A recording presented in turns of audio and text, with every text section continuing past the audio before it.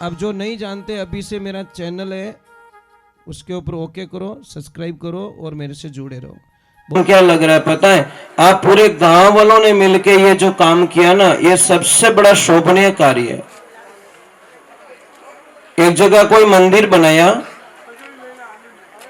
मंदिर बन के तैयार हो गया, पूरे गांव ने बनाया। थोड़ा आवाज मत कर जो दाता। पूरा गांव वाला मंदिर बनायो, मंदिर बनन तैयार हो गयो। तैयार होने के बाद में अब डिस्कस हुआ कि भाई मूर्ति की नहीं बैठा हो।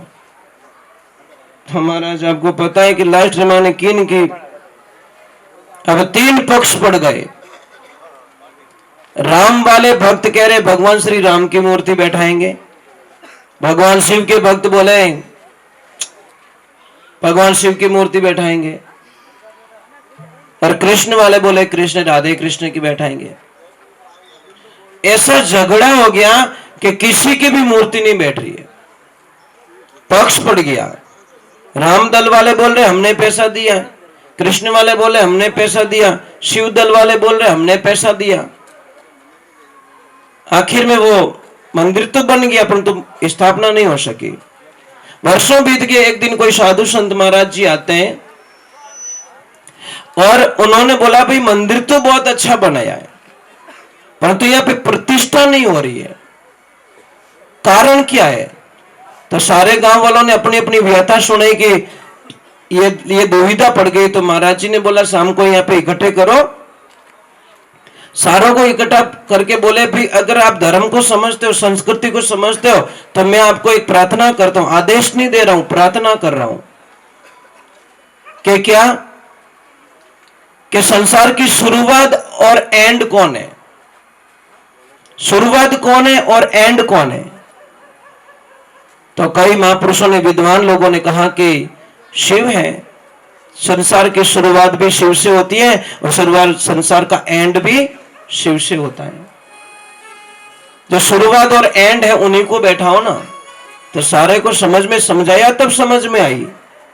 अब आप इतने लोग बैठे हो, या विद्वान लोग बैठे होंगे, भगवान के पुजारी लोग बैठे होंगे, भगवान की पूजा करने वाले बैठे होंगे, मुझे इतना बता दो यहाँ पे प्रतिष्ठा हो रही है कल, क्या आपको अवगत कराया किसी ने कि इस मंदिर में कहां बैठ के पूजा करनी चाहिए? बताया किसने? क्या मतलब जो पूजा करेगा वो कहां खड़ा रह के पूजा करेगा?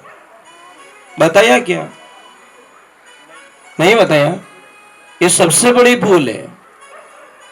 प्रतिष्ठा से पहले ये डिसाइड तो हो जाना चाहिए भाई, बारात ले जाने से पहले डिसाइड तो होना कि ससुराल कहां है, कि फलाना गांव में लेन जाओ, देखो जिन्हें पकड़ लिया फेरा खा जाओ। ऐसा होता है क्या?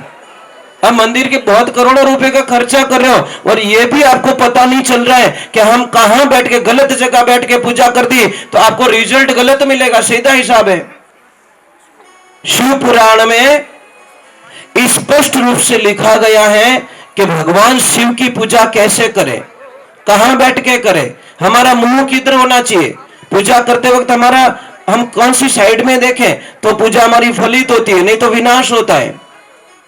एक बात का ध्यान रखना, भगवान शिव का मुंह जिधर रहता है, पूर्व दिशा में भगवान शिव बैठ के तपस्या करते हैं, तो शिवलिंग की पूजा आदमी जो भी करे पूर्व दिशा में बैठ के पश्चिम दिशा में मुंह करके कभी पूजा ना करे, नहीं वर्जित माना गया है। अगर किसको प्रमाण चाहिए तो मैं दे देता हूं, अभी दे देता हूं। दूसरे नंबर, जब भी भगवान शिव की पूजा करो तो उत्तर दिशा में बैठ के दक्षिण मुंह करके पूजा नहीं करनी चाहिए, क्योंकि उत्तर दिशा में आद्य भगवान शक्ति मां पार्वती जी विराजमान है। तो दुविधा हो गई, कहां बैठे? पूर्व में भी नहीं बैठ सकते, उत्तर में भी नहीं बैठ सकते और पश्चिम दिशा में हम बैठ नहीं सकते।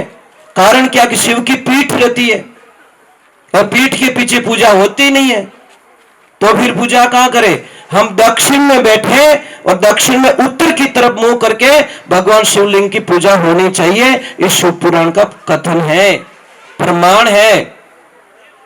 समझ में आ रहा है कि आपको नहीं आ रहा है? तो ये ध्यान रखना, अगर गलत दिशा में बैठोगे तो रिजल्ट भी गलत आएगा। भाई स्टीयरिंग इधर लगा हुआ है और आप मुंह ऐसे करके स्टीयरिंग को बैक साइड से पकड़ के गाड़ी चला रहे हो तो भजीड़ लागी कि नहीं लागी?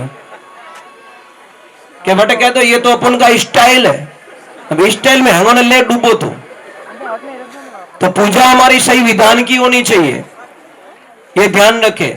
चलो हम भगवान के चरणों में जाता, मैं समय की बर्बादी नहीं करूंगा। एक बात की मेरी प्रार्थना रहेगी कि अगर किसी को, मैं साथ साथ में थोड़ी कुछ बातें भी बताऊंगा जो आपको काम आ सके। आजकल कमर दर्द और घुटनों का दर्द इतना बढ़ चुका है जिसकी आप कल्पना नहीं कर सकते। एक तो कमर दर्द बहुत होता है, एक घुटनों का दर्द बहुत होता है। तो जिसको भी घुटनों का दर्द है आप 50-60 रुपए में इलाज कर सकते हो।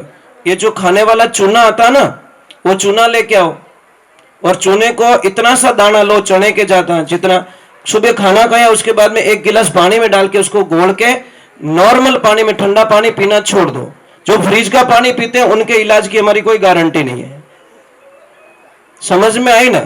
हमारे घर में 4-5 इतने बड़े दुश्मन, एक तो कुकर सबसे बड़ा दुश्मन है हमारा, उसमें दाल पकती नहीं है, फटती है। दूसरे नंबर एल्यूमिनियम का कुकर तो इतना घातक दुश्मन होता है जो स्लो हमारी बॉडी को खत्म कर देता है और लाखों बीमारियां पैदा करने में एल्यूमिनियम की मेन जिम्मेदारी होती है, पर लोगों को समझ में नहीं आता। दूसरे नंबर एक बात का याद रखना, फ्रीज देवता। ये फ्रीज देवता क्या कहता है, तुम मुझे घर पे लेके जाओ, मैं टाइम टू टाइम आपकी फैमिली को हॉस्पिटल भेजता रहूंगा, ये मेरी गारंटी है। फ्रीज यही तो कहता है हमको, लाइट बिल तुम्हारा आएगा, खर्चा तुम्हारा करवाऊंगा, पर हॉस्पिटल भेजने की गारंटी फ्रीज कहता मेरी है।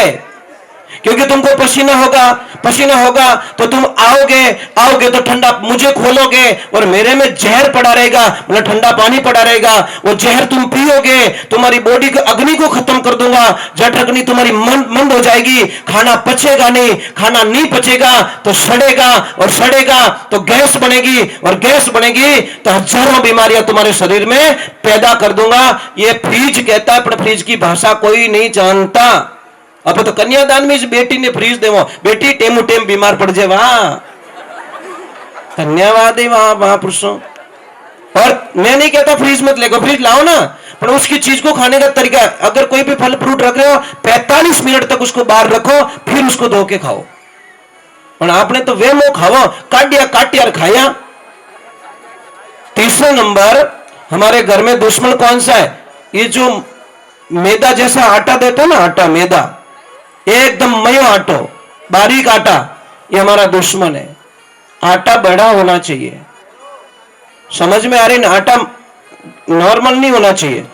और नमक कम खाओ, सेंधा नमक खाओ, जितना नमक खाओगे आपकी हड्डियां कमजोर पड़ जाएगी। नमक जितना कम खाओगे उतने मजबूत बनोगे। सेंधा नमक खाओ, बड़ा अच्छा रहेगा। समय ज्यादा स्टील के बर्तनों का उपयोग करो या मिट्टी के बर्तनों का, या फिर सबसे बढ़िया मिट्टी के बर्तन, उससे सेकंड लोहे का, और तीसरे नंबर बताया स्टील का। सबसे बढ़िया तो मिट्टी के बर्तन होते हैं, उससे सेकंड बताया लोहे के बर्तन। अगर किसी भी बच्चे की हाइट नहीं बढ़ रही है, आप लोहे के बर्तन में खाना बना के खिलाना स्टार्ट करो, बच्चे की हाइट बढ़ेगी, बच्चे की बुद्धि काम करेगी, बच्चे का ग्रोथ बढ़ेगा, बच्चे की बॉडी विकास करेगी।